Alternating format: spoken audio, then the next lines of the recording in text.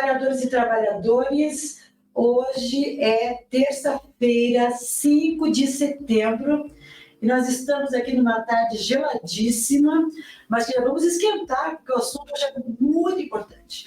Vamos falar sobre a luta sindical nossa de cada dia e como essa luta deve ser financiada.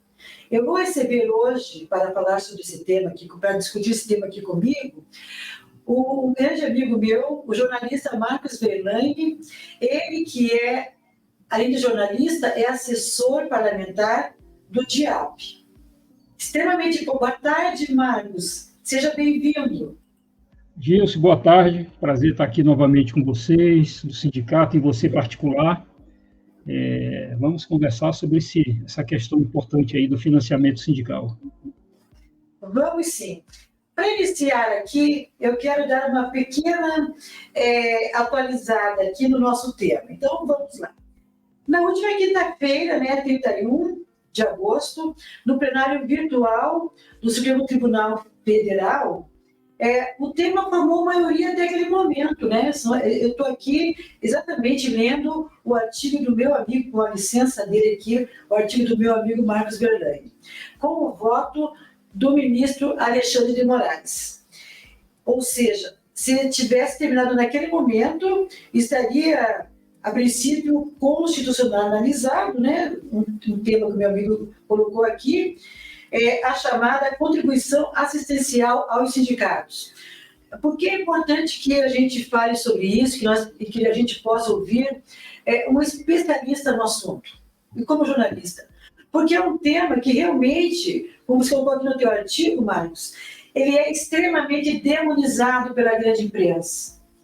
De repente, é como se os sindicatos brasileiros tivessem que beirar realmente a falta total de recursos, né? Tivesse que ter caridade, ter ali uma situação próxima à mendicância. A impressão que se dá é que eles pensam dessa forma, sendo que a luta do sindicato é uma luta extremamente importante, extremamente cara. Né? Nós estamos aqui agora usando uma ferramenta de comunicação do sindicato e tudo isso tem um custo. E uma ferramenta importantíssima para poder divulgar temas como esse. Mas, para isso, temos que estar dentro de um estúdio, temos que ter os equipamentos que tornam possível essa veiculação, temos que poder contratar os profissionais que fazem esse trabalho.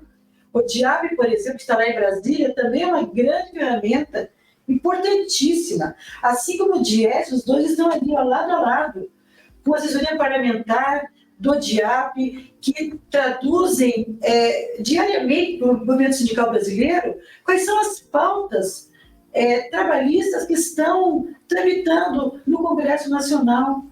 E tudo isso tem um custo muito alto.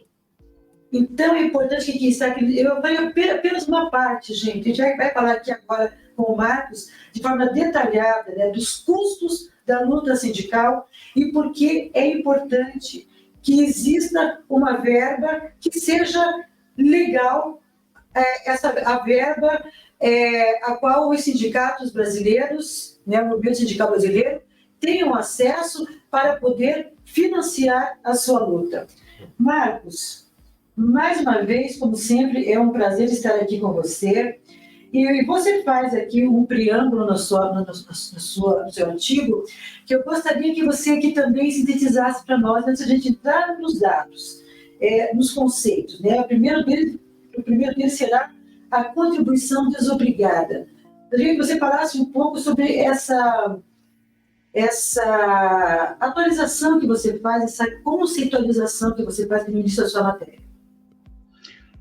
Gilce, primeiro a ideia de escrever esse artigo era para sair, o objetivo central de escrever esse artigo é para sair desse debate precário que a gente está acompanhando, do financiamento pelo financiamento, né? Quer dizer, o sindicato não é só o imposto sindical, a contribuição assistencial, não é só isso. O sindicato é um conjunto, é uma instituição que engendra um conjunto de deveres, de compromissos com o trabalhador.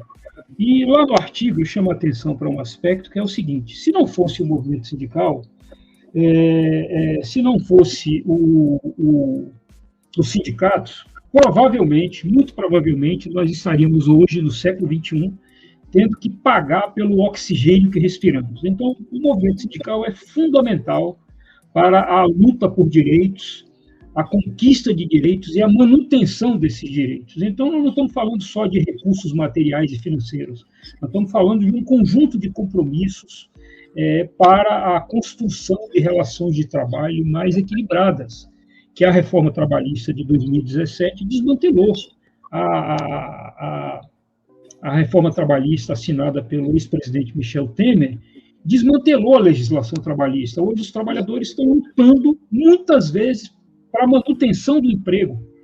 Então, nós estamos vivendo um momento muito complicado da realidade brasileira, do mundo, entendeu? Então, nós precisamos ter direitos trabalhistas e só teremos direitos trabalhistas de qualidade se houver sindicato forte, se houver sindicato bem estruturado, se houver sindicato em condições de desenvolver a pauta dos trabalhadores, fazer essa luta para a defesa de direitos, para a conquista de direitos e, mais importante, para a manutenção desses direitos e a negociação desses de maneira equilibrada. A situação que nós vivemos hoje é uma situação absolutamente desequilibrada. Então, o sentido de escrever esse artigo foi esse, de lançar luz, lançar um debate mais organizado, fornecer para os dirigentes sindicais, para o movimento sindical, uma argumentação mais sólida, saindo dessa armadilha falsa, inclusive, diga-se de passagem, é uma armadilha que tem por trás de si uma mentira, porque o objetivo não é a contribuição assistencial, nada tem a ver com o imposto sindical, que era obrigatório, era um dia de salário descontado de todos os trabalhadores uma vez por ano. A contribuição assistencial não tem nada a ver com isso, é uma contribuição que é negociada, que tem limite, tem um limite, você não pode estabelecer um percentual qualquer, tem um limite, no limite de 1%, isso pode ser dividido, isso é definido em assembleia, portanto, os trabalhadores são quem decidem, os trabalhadores é que decidem esse desconto, com direito de oposição, que é o contrário do imposto sindical. Era um dia de trabalho descontado de todo mundo sem direito de oposição, era uma taxa obrigatória. Então, é mentira, é falso, de que é um imposto sindical disfarçado. Isso não é verdade. Então, esse é o caráter principal, Gilson, de lançar luz e sair desse debate da gente, porque é o seguinte: os empresários, os patrões, o mercado e o capital, e a imprensa também sabe que uma coisa é uma coisa, outra coisa é outra coisa. Ou seja, uma coisa era o imposto sindical, que foi extinto obrigatoriamente pela reforma trabalhista, e outra coisa é a constitucionalização da contribuição ou taxa assistencial, que é fruto do processo negocial das convenções coletivas. Esse é o caráter dessa contribuição. Por que o Supremo, o relator, reformou a sua posição? Por quê? Porque o Supremo observou que foi extinta uma contribuição e é humanamente impossível organizar qualquer coisa, estruturar qualquer movimento, ainda mais um movimento sindical num país continental, cheio de problemas, cheio de injustiças, cheio de desequilíbrios. Como estruturar o movimento sindical sem recursos materiais e financeiros? Porque foi isso exatamente o que aconteceu. Ao não permitir mais o desconto obrigatório, ao estabelecer que até se podia fazer esse desconto, desde que houvesse a anuência do trabalhador, como fazer a luta sindical sem recursos materiais e financeiros? Então, e aí lá no artigo, eu chamo a atenção para um aspecto muito importante. Como é que o trabalhador, ao final de um processo negocial, vai lá no sindicato e autoriza o sindicato a descontar uma taxa em função do êxito da negociação? Porque o sindicato, é por meio do sindicato que se conquista, se amplia e se mantém direitos. Então, é o sindicato, é a instituição que constrói esse processo, que não é de um dia para o outro, é uma negociação. O sindicato tem uma estrutura, tem imprensa, tem funcionários, tem departamento jurídico, tem departamento econômico, enfim, o sindicato ele tem que se apetrechar para atender às demandas dos trabalhadores. Como é que o sindicato vai se apetrechar, vai se organizar, vai se estruturar sem recursos materiais e financeiros? Então, esse é o sentido de fazer esse debate, fugindo dessa armadilha, desse debate precário, entre não é obrigatório, é obrigatório. A imprensa sabe que não é obrigatório, está lá, está claro. O trabalhador vai ter o direito de oposição, não tem nenhuma dúvida sobre isso. O sindicato fica aberto de segunda a sexta-feira. Os trabalhadores conhecem o endereço do sindicato. O sindicato não é uma instituição clandestina. Então, todos esses elementos nos ajudam a compreender o que está por trás dessa porradaria, desse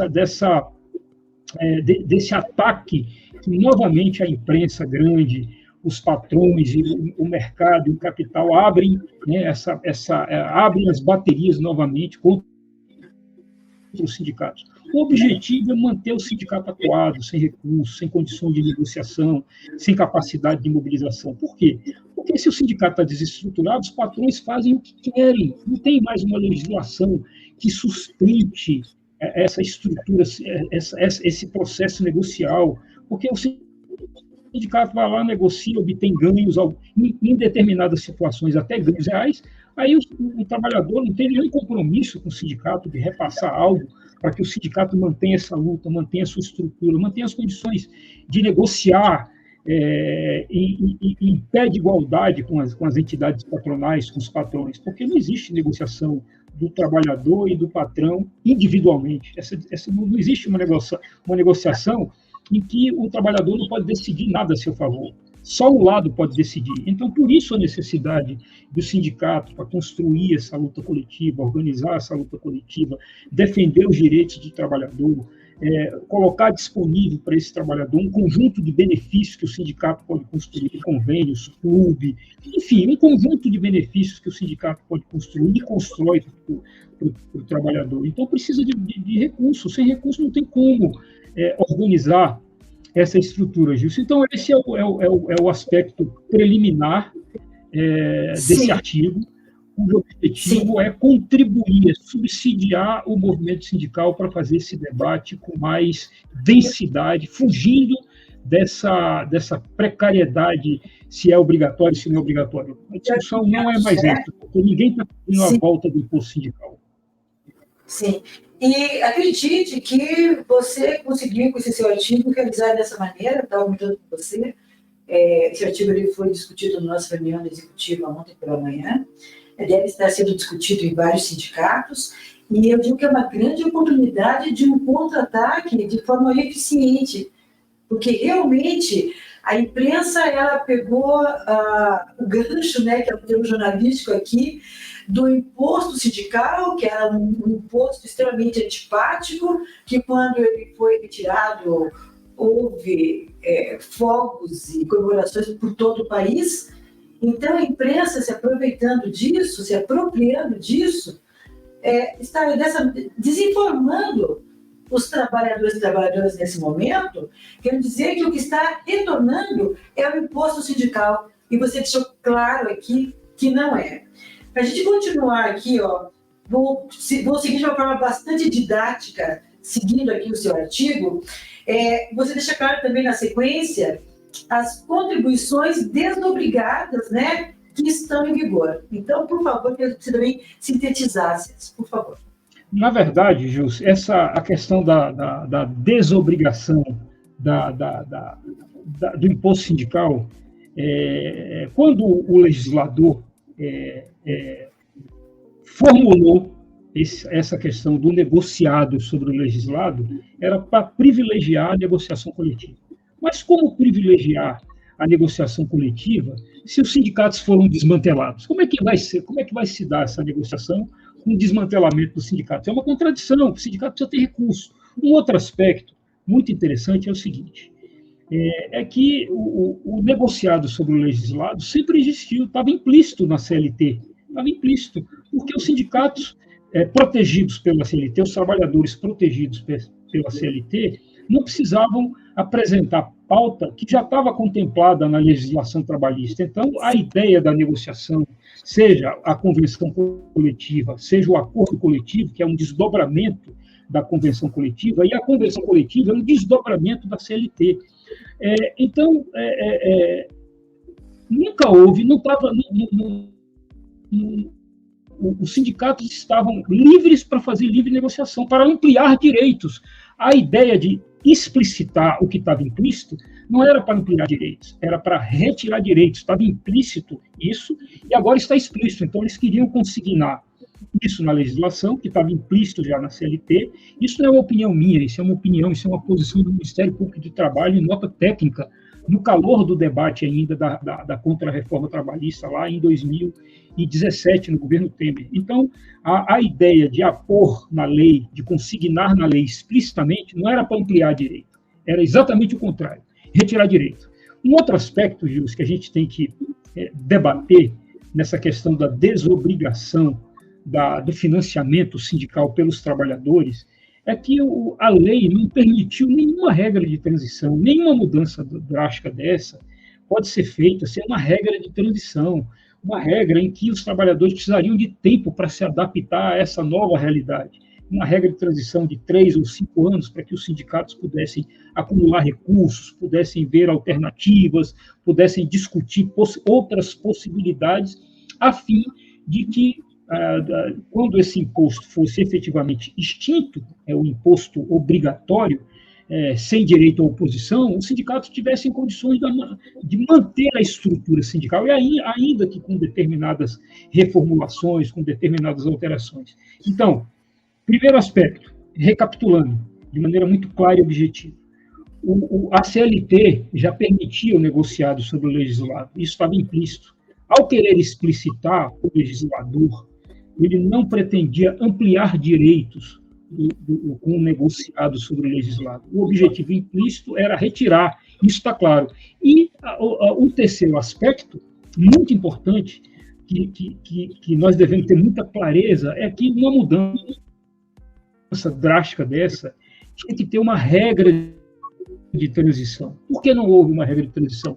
Porque o objetivo não era melhorar, o objetivo não era criar uma legislação moderna a fim de contemplar sindicatos e trabalhadores nessa relação tão necessária no capitalismo, porque o objetivo do capital é lucro. E nessa disputa do sindicato com o patrão, do sindicato com o mercado, do sindicato com o capital, é diminuir o lucro do patrão, é diminuir o lucro do mercado, o lucro do capital, para que o trabalhador tenha uma vida mais digna, porque ele é por meio dessa mão de obra que os patrões fazem fortunas, que a economia se movimenta, que o mercado se movimenta, que gera emprego e renda. Então, é uma cadeia que nós precisamos cuidar. Por isso que é importante ter sindicato forte, porque o sindicato mexe na economia de maneira positiva, ampliando direitos, mantendo direitos, lutando por mais emprego, mantendo uma legislação de qualidade. Então, esses elementos todos estão colocados nesse debate e os dirigentes sindicais precisam apreender esses argumentos para que possamos fugir de maneira qualificada desse debate precário, mentiroso, de que nós queremos que volte o imposto sindical obrigatório, descontado em folha, sem direito à oposição. Não é isso. Isso não está mais em discussão, e isso precisa ficar muito claro, que os trabalhadores não podem abrir mão de direito, porque na prática, Gilson, foi isso que aconteceu. Os trabalhadores abriram mão de direitos para não ter um dia de trabalho descontado do seu salário. Olha o prejuízo que isso gerou. Olha as relações de trabalho como estão hoje, precárias, um conjunto de contratos precários que foram estabelecidos pela reforma trabalhista, contratos que só beneficiam o patrão, o patronato. Então, a relação de trabalho hoje está muito desequilibrada. Nós precisamos reequilibrar essa relação de trabalho de modo a gerar empregos de qualidade, com salários melhores, em condições melhores de trabalho, enfim, um conjunto de elementos que nós precisamos retomar, e é essa possibilidade, com essa discussão que nós estamos agora, de reformar alguns pontos da reforma trabalhista. Eu acho que o Supremo compreendeu de maneira muito clara, e o Supremo fez isso porque, ao desobrigar o imposto sindical, não foi extinguir, é desobrigar o desconto.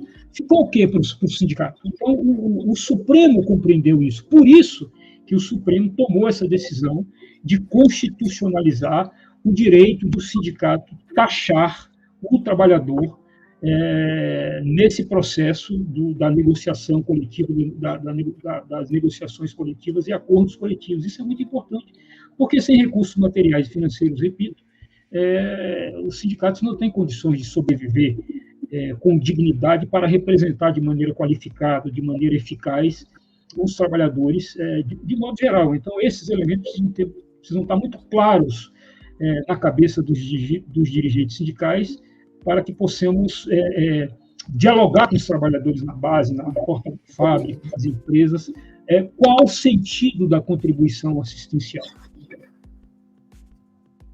Por favor, Marcos, você coloca aqui na sequência, você fala assim, entendo o retorno da contribuição assistencial, e você faz aqui o resgate com 2017. Me parece que esse resgate é bastante importante para que a gente entenda, né, todo esse estado de coisas. Com você, Marcos. Olha só, eu vou até entrar aqui. Qual foi o ponto que você tocou aí? Entenda o retorno da contribuição assistencial. Nesse ponto aqui, você faz uma chamada sobre o que aconteceu, né, em 2017. Sim. Esse entendimento, viu, Gilson? Esse é o entendimento fundamental. O retorno, vamos dizer assim, obrigatório, né? Quer dizer, ao concluir a negociação coletiva, o sindicato tem o direito de cobrar dos trabalhadores uma taxa em função desse processo negocial. Então, qual é o resumo disso? Qual foi o entendimento, a fundamentação do Luiz Roberto Barroso para dar efeito modificativo a essa decisão? Que as contribuições assistenciais não se confundem com a contribuição sindical, ela não é uma contribuição obrigatória, no sentido de que o trabalhador pode se opor, então é preciso que tenha alguma coisa que substitua essa contribuição obrigatória, mas com direito à oposição. É exatamente a contribuição assistencial. O sindicato pode fazer o desconto, a empresa repassa para o sindicato e o trabalhador pode se opor, se ele quiser.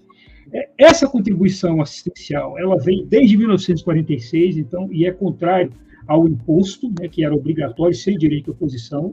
Essa arrecadação da contribuição para financiar, o objetivo é financiar demandas específicas dos sindicatos em negociações coletivas. Já há jurisprudência no STF constituída para isso. Isso é importante que se diga, né? Que ao mesmo tempo que o STF compreendeu, que ao mesmo tempo que se conferiu um poder negocial maior aos sindicatos, o STF, melhor dizendo, identificou que essa negociação foi esvaziada, foi enfraquecida na parte que diz respeito aos sindicatos, em função das demandas materiais e financeiras que foram retiradas, né? Quer dizer, o sindicato deixou de obter recursos financeiros para fazer esse processo, porque tudo demanda dinheiro, não tem serviço de graça, não tem almoço de graça, né? Exatamente por esse motivo é que o Supremo fez um entendimento que é muito interessante. Ele diz assim, que, por esse motivo, no seu voto, o voto do relator, permite-se a cobrança das contribuições assistenciais previstas em acordo ou convenção coletiva de trabalho, assegurado ao trabalhador o direito de se opor ao desconto, tratando-se de solução intermediária que prestigia a liberdade sindical e, ao mesmo tempo, garante aos sindicatos alguma forma de financiamento. Então, esse é o sentido desse entendimento do retorno da contribuição assistencial, Gilson. Esse é o entendimento. Então, a ideia sempre é essa de lançar luz aonde tem treva. Treva é levantada, estimulada o tempo todo pela imprensa, porque a imprensa sabe que não é o retorno da contribuição sindical, não tem nenhum disfarce nisso. A contribuição sindical era obrigatória e o trabalhador não tinha direito de oposição. A contribuição assistencial, vai haver o desconto, mas o trabalhador tem o direito de ir ao sindicato e fazer a oposição. Ele vai lá e fala, olha, eu não quero que desconte. Então, aí tem todo um processo de convencimento do sindicato ao trabalhador. Está dizendo, olha, está vendo? A gente estava com o salário atrasado e o sindicato conseguiu um aumento real. Isso foi a luta sindical, isso não foi uma benevolência do patrão, isso não foi uma benevolência, não foi algo que o patrão acordou de bom humor, falou que não, vamos dar um aumento real aqui para essa categoria profissional. Não foi isso. Foi a luta sindical que permite, a luta sindical que permite esse tipo de atuação do sindicato em defesa dos direitos, manutenção de direitos, conquistas. Então, tudo isso é muito importante e a gente precisa, o tempo todo, dizer isso para os trabalhadores, porque não pode haver engano, auto-engano. O patrão não dá aumento de graça, o patrão dá aumento se tiver luta sindical, o patrão dá aumento se tiver greve, o patrão dá aumento se tiver um sindicato forte lutando, defendendo os direitos dos trabalhadores. Então, e sem financiamento, obviamente, o sindicato não pode ser forte. Isso não pode ser. Se não tiver recurso material e financeiro, o sindicato não pode ser forte, ele vai ser fraco e não vai ter condições de fazer essa luta tão importante. Veja que é um ciclo virtuoso. Sindicato forte defendendo direitos, sindicato forte conquistando direitos, sindicato forte mantendo direitos, sindicato forte fazendo a luta para que esses direitos não sejam destroçados. É um ciclo virtuoso, é uma roda girando para frente e não uma roda girando para trás. Isso é importante que a gente precisa compreender em relação ao sindicato. Com certeza. Marcos, eu quero fazer aqui algumas considerações, e a gente já volta para o seu artigo, mas assim, só exemplificando a sua fala aqui. A gente percebe, historicamente, né, que quando governos de direita, né, quando governos reacionários, há uma diferença que está muito clara entre governo conservador e reacionários. Estamos falando aqui de reaça, né? Que foi o caso do início do golpe lá em 2016. Cada vez que há necessidade do poder tomar conta, né, do poder da direita tomar conta, o sindicato é sempre a primeira vítima, porque eles entendem que o sindicato tem um papel importantíssimo, né, na resistência, na organização dos trabalhadores, na luta pelos direitos, né? Que a ação do sindicato é essa. Se não for essa, não há razão de existir. E o que nós percebemos? Que foi uma sucessão, né, de golpes que o movimento sindical brasileiro enfrentou. Ele começa com a reforma trabalhista de 2016, né? Tem o golpe. Nós temos a reforma da Previdência, que foi um impacto imenso, né? Para trabalhadores e trabalhadoras que estavam ali em vias de aposentadoria, que descobriu de repente que se faltava 2 ou 3 anos para se aposentar, não faltava mais. Já faltava 10, 15, porque a questão hoje é a idade, já não é mais o tempo de serviço. Com a eleição do último governo federal do Bolsonaro, cresceu muito em todo o Brasil as ações antissindicais. Eu gostaria muito aqui que você também falasse sobre ela na sequência, onde as empresas, né, a princípio, né, se apoiando na lei que não pode haver desconto nenhum, as empresas organizam dentro das empresas, né, brasileiras, de todos os setores econômicos, verdadeiras procissões de trabalhadores até o sindicato, com cartas, né, negando esse desconto. E muitas vezes essas ações elas são feitas sob uma pressão imensa dos trabalhadores. Você observa toda uma profissionalização na entrega dessas cartas. A gente fez uma matéria recentemente sobre isso, conversando com um sindicato que estava vivendo uma situação dessa, e você observa assim, que são empresas de advogados contratados para organizar, para desorganizar a luta, né? Essa é a palavra, para desorganizar a luta. porque é óbvio que chega o chefete ali na linha de produção e fala para o trabalhador que tem que assinar tal documento, já está implícito que é ou assina ou vai sair da empresa. Então, eu quero perguntar para você se esse julgamento, né, que está, nesse momento, né, com uma maioria a favor, vou chamar da luta sindical nesse momento, é o primeiro passo dessa reconstrução, já tem a ver com o governo Lula, com outro estado de ânimos? Seria isso, Marcos? Podemos nos sentir já esperançosos? É isso? É exatamente isso. A eleição do Lula reanimou a luta dos trabalhadores. Vamos imaginar que nós estivéssemos fazendo esse debate aqui, Gilson, sob um segundo mandato do Bolsonaro. Esse debate não estaríamos, né? Acho que nem estaríamos. Esse debate não estaria acontecendo. Mas vamos tentar recapitular alguns aspectos que são importantes. Logo após o impeachment da Dilma, os poderes confluíram contra os trabalhadores. Houve uma confluência de interesses contra os trabalhadores. O governo federal encaminhou uma contra-reforma trabalhista, né, um texto relativamente curto, simples, que foi muito ampliado pelo Congresso Nacional. Então, veja, o governo encaminha o projeto de contra-reforma, o Congresso Nacional recepciona o projeto e dá-lhe um escopo infinitamente mais amplo, fazendo uma ampla alteração para retirar direitos, né? E depois o Congresso aprova, encaminha para o Poder Executivo, que o sanciona.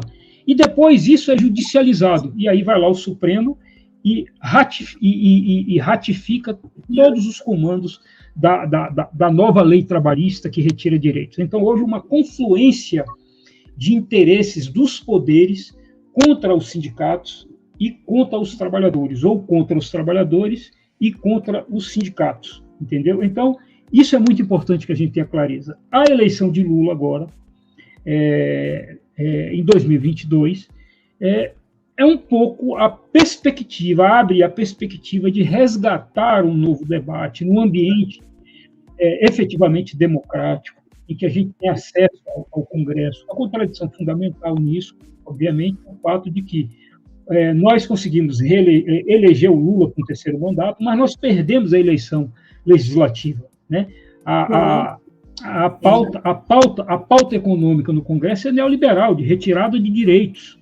Então, a nossa luta, ela tem que ser uma luta muito efetiva, muito eficaz para a busca desses direitos, em particular no Congresso Nacional, que elegeu uma maioria conservadora no plano político e neoliberal no plano econômico. Então, isso é importante. Agora, que houve uma confluência para retirar direitos, houve, e nós precisamos agora aproveitar esses 4 anos de governo Lula e lançar mão de todas as possibilidades para a recuperação de direitos, não só agora, nesse debate da questão do financiamento, mas na questão da estrutura sindical. Agora, recentemente, ontem, o Rogério Marinho, que foi relator, o senador Rogério Marinho, que foi relator da reforma trabalhista, ele está dizendo que a unicidade sindical é um negócio atrasado, velho, tem que ser superado. É claro que os patrões querem vários sindicatos numa mesma base. Vamos imaginar aí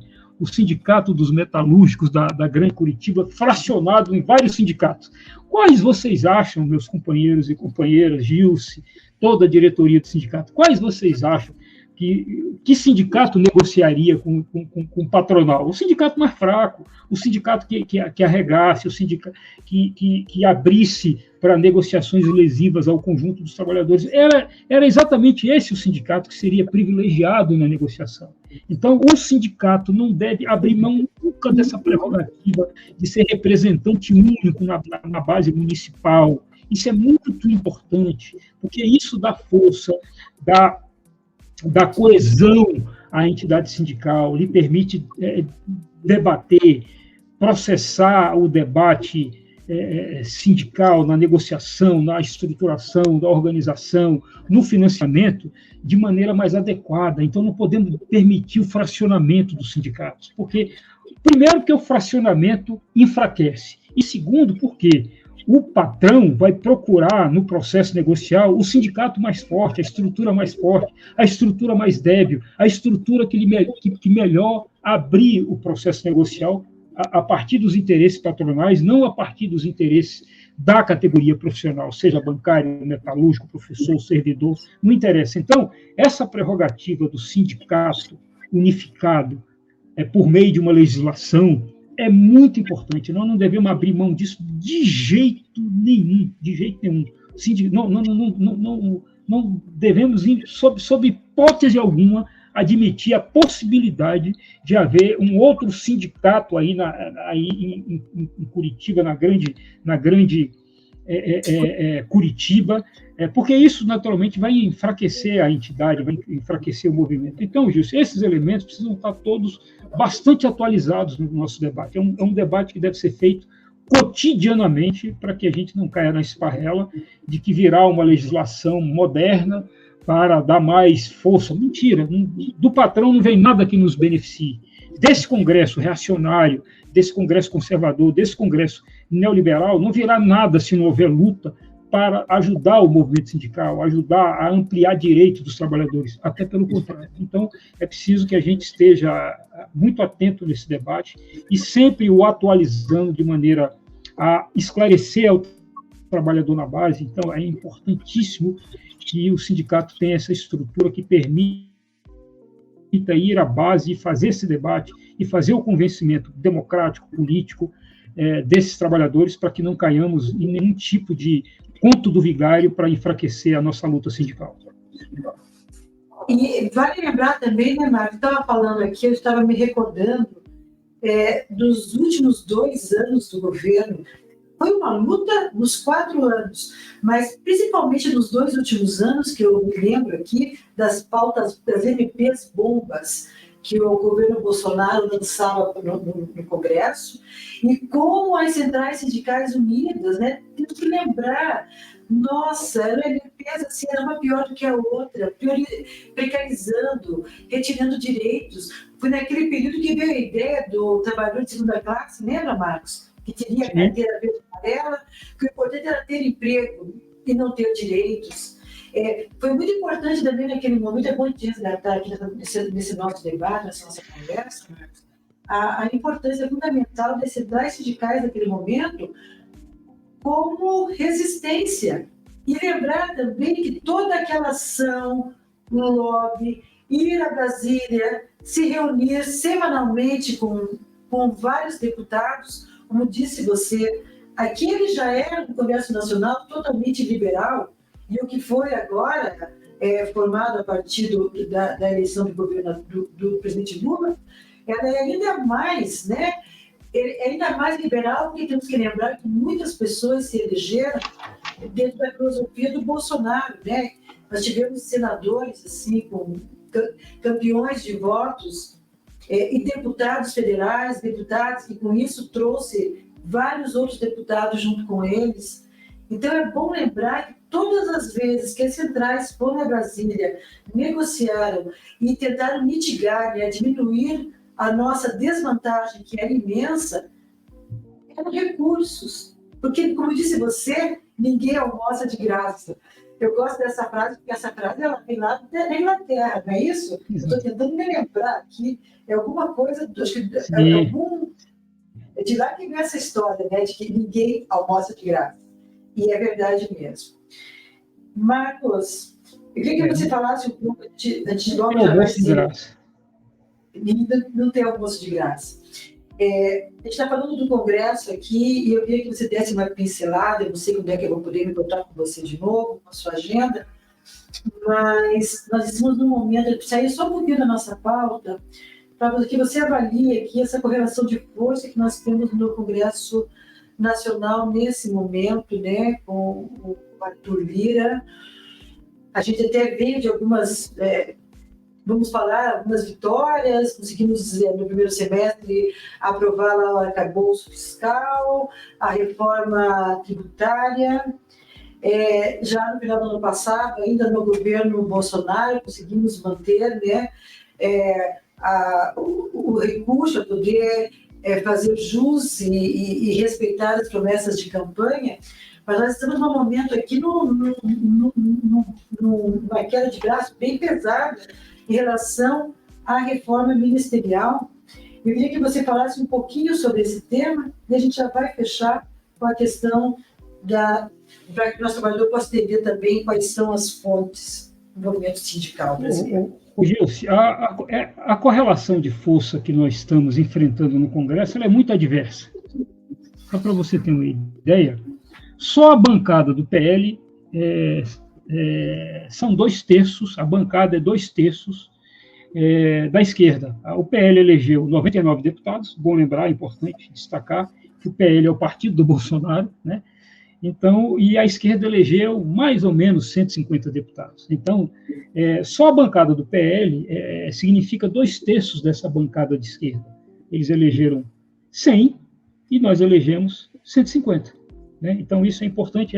Nessa correlação, no contexto dessa correlação de forças tão desigual que o movimento sindical vai ter que atuar. Qual é o drama nosso? É que, ao mesmo tempo que a gente elegeu o Lula, a gente elegeu um Congresso Nacional mais conservador no plano dos costumes e neoliberal no plano econômico. Então, é muito difícil, numa correlação de forças dessa, construir avanços. Então, aí o governo é obrigado, por uma questão de sobrevivência do encaminhamento de suas demandas, a negociar com o Congresso Nacional, a abrir espaço para que determinados setores que até foram contra o Lula, porque votaram no Bolsonaro, participem do governo, né, estejam dentro do governo. Então, nesse contexto. O que ocorre agora? Nós tivemos um conjunto de medidas aprovadas recentemente que são muito importantes. O primeiro que eu destaco é a questão do salário mínimo, né? Não apenas a questão do aumento real do salário mínimo, não estou me referindo só a isso, estou me referindo a uma política pública que permite que haja, ano após ano, até 2027, que o salário mínimo tenha ganhos reais, que haja uma política para a correção disso, porque isso ajuda a fomentar a economia. Tem uma notícia agora recente, um estudo do DIEESE mostrando que o aumento do salário mínimo faz o PIB crescer 1% e tem a perspectiva de gerar 2 milhões de novos postos de trabalho. Então, o aumento do salário mínimo não é pouca coisa.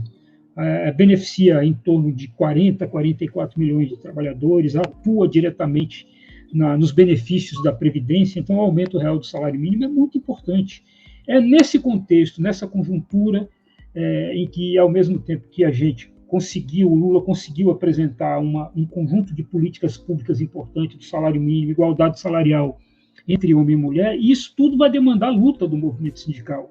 Precisamos aproveitar esses 4 anos do governo Lula para fortalecer o movimento sindical. Neste ano, ainda vamos ter mais discussão ainda no governo Lula, vamos ter mais discussão sobre a reforma trabalhista, a questão da ultratividade, que é preciso voltar. O movimento sindical não pode concluir uma negociação e aí, quando retomarmos uma nova negociação um ano depois, zera tudo. Não, tem que começar a partir do que deixamos, não pode zerar, não pode... zerou, porque não tem ultratividade, então a gente começa a negociação do zero, não tem negociação do zero. Tem que ter... O que eu estou querendo dizer com isso? Que o retorno da ultratividade é a possibilidade de o sindicato negociar uma nova convenção com a manutenção de direitos, até que novos direitos surjam a partir dessa pactuação de uma nova convenção coletiva. Então, isso é muito importante. Outro tema importante é construir uma legislação de direitos dos trabalhadores em plataforma, recuperar a ultratividade, resolver esse problema do financiamento sindical. Então, esses elementos todos estão colocados. É com esse Congresso que nós vamos ter que negociar. Para fazer essa negociação, com o mínimo de equilíbrio, é preciso que o movimento sindical venha a Brasília, que o movimento sindical procure os deputados no Estado, que o Gutka, aí, como representante do sindicato, presidente do sindicato, tenha agenda com o deputado para mostrar, isso aqui é muito importante. Se não é o sindicato, a economia não gira, porque o sindicato é que busca que busca direitos, que busca ampliar direitos, que busca melhorar o salário. O trabalhador não pega o salário e aplica, faz investimento, o trabalhador paga aluguel, o trabalhador faz compra, o trabalhador faz manutenção do carro. Então, esse salário melhorado multiplica-se porque é um ciclo virtuoso. À medida que o trabalhador paga dívida, paga compromisso, paga água, paga luz, paga aluguel, compra mantimento, paga a escola do filho, faz a manutenção do carro, paga impostos, desenvolve a economia. Então, é um ciclo virtuoso que nós precisamos compreender. A lógica é exatamente o contrário. Na crise, nós precisamos aumentar salário para sair da crise, não é arrochar, não é fazer as pessoas deixarem de fazer compra, deixarem de viajar, deixarem de consumir. Então, é uma lógica absolutamente inversa ao que o neoliberalismo propunha. Então, é nesse contexto, Gilce, que a gente retoma esse debate do financiamento, da organização, da estruturação, do novo salário mínimo, de igualdade salarial, ao contrário do que foi feito aqui, logo ali num passado recente. Lembra, logo no início do governo Bolsonaro, a MP do boleto, quer dizer, o trabalhador ia pagar a mensalidade sindical com boleto. Qual o sindicato que ia passar, qual o trabalhador que ia passar no sindicato, mandar imprimir um boleto para ele ir no banco e pagar? Isso é uma bobagem. A MP da carteira verde e amarela, retirando direitos, a continuidade da reforma trabalhista, a MP da liberdade econômica, e as várias MPs que foram editadas no período da pandemia, retirando direitos em função da natureza daquela situação toda que a gente está vivendo. Então, Gilson, eu considero apesar da correlação de forças muito desigual, é preciso que a gente reconheça, mas eu tenho muita expectativa, muito otimismo no sentido de que a eleição de Lula nos possibilita novamente reconstruir o movimento sindical, reorganizá-lo em novas bases, abrir uma discussão mais moderna de estruturação sindical. Nós precisamos pensar isso. Essa estrutura sindical já não atende mais à demanda dos trabalhadores, nós precisamos ter uma forma sindical mais ágil, que dialogue de maneira mais rápida com o trabalhador, que seja capaz de entender o que está acontecendo na economia e rapidamente se movimentar, a fim de não permitir que algum direito seja retirado em função de alguma crise que se dê na economia, se dê no país, se dê no governo. Então, esses elementos todos estão colocados. Eu vejo com muito otimismo isso e espero que a gente continue esse debate a fim de que a gente possa avançar nessa agenda, nessa pauta dos trabalhadores, na perspectiva de sempre ter condições mais vantajosas para defender os direitos dos trabalhadores, sobretudo ampliação de salário, manutenção de direitos. Tudo isso é muito importante porque tem impactos muito positivos na economia e na vida nacional, em particular dos trabalhadores e trabalhadoras. Marcos, antes da gente finalizar aqui, eu acho bem importante, já que nós estamos falando aqui de meios de financiamento, né, dos sindicatos, no final do teu artigo aqui, você sintetiza e você coloca que hoje existem 4 fontes de custeio sindical, né? É a contribuição sindical, a contribuição assistencial, a contribuição confederativa e a contribuição associativa. Queria que você falasse assim, rapidamente sobre as 4, para quem está nos acompanhando, porque é importante as pessoas saberem por que é importante que cada um contribua com essa luta, né? Porque o sindicato chega com um caminhão de som lá na porta de fábrica, o sindicato faz acordos, como é o caso do nosso sindicato aqui, que você sabe, temos 3 montadores na nossa base, além de centenas de metalúrgicas, né, de médio a grande porte. Então, essa luta, ela é reflexo do investimento dos trabalhadores, né? Então, é importante eles também entenderem aqui quais são esses 4 meios de financiamento, para a gente ir para o nosso final já. Gilce, antes de entrar nisso, especificamente, deixa eu lembrar uma coisa importante que está lá no artigo, que eu menciono lá as 4 macrofunções dos sindicatos. Organizar, representar, defender os direitos e interesses dos trabalhadores e tal. Então, essa é uma primeira macro. Veja como não é só o debate do financiamento. Esse debate é infinitamente, o escopo dele é infinitamente maior. Organizar, representar, defender os direitos e interesses dos trabalhadores da categoria profissional, inclusive como substituto processual. Negociar ou promover a contratação coletiva, podendo, para tanto, realizar movimentos paredistas de greve na hipótese de recusa patronal. Formar para a cidadania, o que consiste... Ah, tá. Formar para a cidadania, no que consiste promover cursos, seminários, simpósios, congressos e mobilizações para desenvolver o senso crítico dos trabalhadores e lutar por justiça social, que pressupõe participar e influenciar as decisões e processos políticos para que haja equidade na distribuição da riqueza, garantia de dignidade ao trabalhador durante sua vida laboral e na aposentadoria. Então, veja, Gilce, que esse debate sindical não é meramente a questão da contribuição, não é meramente o financiamento. O sindicato tem um papel social muito amplo, por isso que os patrões, por isso que a imprensa patronal,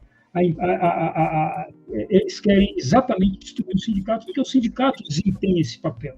Então, por isso que eles querem desmantelar o sindicato. Agora, entrando especificamente nessa demanda que você colocou, a questão do custeio sindical, são 4. Acabou a contribuição sindical obrigatória, na prática essa contribuição não existe mais, porque nenhum trabalhador vai pegar, até porque há uma demonização do sindicato, da contribuição, então o trabalhador não vai acordar de manhã, depois da negociação coletiva, no contexto da contribuição sindical a qual eu estou me referindo, eu vou lá no meu sindicato, vou assinar um documento e vou permitir que eles façam um desconto lá no meu contra-cheque. Então, na prática, a contribuição assistencial sindical foi extinta. Tem a contribuição assistencial, essa que o STF acaba de constitucionalizar, é essa que é fruto da negociação da convenção ou do acordo coletivo, em que se estabelece numa assembleia com um percentual no limite de 1%, eu acho que vai ser isso que vai ser estabelecido, com o direito de o trabalhador ir ao sindicato fazer oposição. A contribuição confederativa, que se institucionalizando a contribuição assistencial, eu acho que essa confederativa pode acabar para atender a demanda das confederações, e a associativa, que é a contribuição do trabalhador que é sindicalizado, que é aquele camarada que vai lá, que participa do sindicato, que contribui mensalmente com um percentual do salário dele. Então, essas são as fontes de custeio do movimento sindical. E veja, são fontes absolutamente modestas, todas têm limite. O trabalhador não contribui, não é como o dízimo da igreja, chamada igreja evangélica, que é 10% da renda do trabalhador. Não, é um percentual mínimo, é para manutenção do sindicato. Então, e essa contribuição traz muitos benefícios na sua esteira. É o clube que o sindicato coloca disponível para o trabalhador, são convênios que o sindicato faz no comércio, na farmácia, em shopping, enfim, sobretudo no comércio. Então, tem um conjunto de benefícios do trabalhador ser sindicalizado, pagar ali aquela mensalidade mensalmente. Isso tudo é muito importante. Então, Gilson, o que eu sugiro como elemento construtor desse debate? É não deixar esse debate morrer, a gente ter capacidade de reproduzi-lo de maneira qualificada, com argumentação consistente, contundente, robusta, para desmentir essa mentira que estão colocando, de que vai voltar o imposto sindical obrigatório. Isso não é verdade. Então, eu acho que esse debate que a gente está fazendo nesse instante, espraiar esse debate na categoria, fazer com que os dirigentes sindicais desenvolvam essa argumentação, a fim de fazer esse debate de maneira mais qualificada. Não apenas ficar, não, é mentira. Não é só mentira, e vocês sabem disso, por isso, por isso, por isso. Então, finalmente, o objetivo desse artigo é muito mais ajudar os nossos companheiros, que são todos dirigentes sindicais, a fazer essa reflexão, a robustecer os seus argumentos, a sua compreensão política, nesse debate que é muito importante de reestruturação do movimento sindical. Então, acho que é isso, esse aqui é o intuito final. Eu espero contribuir com isso, espero estar ajudando com essa discussão. Esse é o papel do DIAP como instituição que ajuda a debater os temas que são consensuais e defender os temas consensuais de interesse do movimento sindical. Então, é nesse contexto em que esse artigo foi escrito, e eu sempre estarei aqui, se precisarem de mim, à disposição para a gente ir desenvolvendo esse debate e, enfim, tentar contribuir para que a gente saia dessa precarização que a imprensa tenta nos impor, com um debate qualificado, que ajude os nossos companheiros a refletir de maneira qualitativa nessa discussão em relação à organização sindical brasileira. Excelente, Marcos, excelente. Nós já tivemos aqui conversa réplica, nós dois aqui, mas eu diria que essa está entre as mais importantes. E como você desenvolveu o seu artigo, tornando claro a importância, como o sindicato é imprescindível, né? Como o sindicato desequilibra aqui o capitalismo, né? Desequilibra o mundo financeiro, e por isso ele sempre está sendo altamente combatido, mas o importante é os trabalhadores terem consciência. Vamos sim, com certeza, divulgar na nossa base essa nossa entrevista, vamos divulgar aqui em todos os nossos meios sindicais, para que vários sindicatos, eu acho que esse é o conteúdo que os sindicatos brasileiros podem se apropriar, você está falando de todo o movimento sindical brasileiro, sabe, Marcos? E com a eficiência de sempre, assim, você foi extremamente feliz, né? Particularmente feliz nesse artigo. Você colocou tudo, e deixando claro que não estamos falando de dinheiro apenas, não estamos sendo mesquinhos, porque a empresa ela quer reduzir a isso, né? Ela quer reduzir a valores, a tostões, quando na verdade o sindicalismo brasileiro luta pela vida, né? Pela dignidade, pelo espaço, pela oportunidade, pelo respeito de cada trabalhador e trabalhadora desse nosso país. E, como eu disse você, vou repetir de novo, ninguém almoça de graça. Nós precisamos realmente de ter, ter um financiamento digno do tamanho da luta que precisamos travar e que é imensa. Marcos, muito obrigada. Leva um abraço aí para o André, para todos que eu conheço aí do DIAP. Não sei se é possível, mas vocês só melhoram. Muito obrigado, Gilce. Gilce, muito obrigado. Eu agradeço ao sindicato e a você em particular essa possibilidade da gente fazer esse debate aqui tão necessário. Fico sempre à disposição que vocês precisarem. Um abraço. Valeu, obrigada. Beijão. Obrigada, Lili. Obrigada. Beijo. Nada, um abraço para você. Vou ter que sair correndo, porque eu tenho outros compromissos. Até mais. Sim. E tem feriado, então, a gente vai se encontrar agora na próxima terça da próxima semana, né, Aline? Um beijão para os trabalhadores que estão aqui nos acompanhando agora. Um abraço. Beijo. Até logo.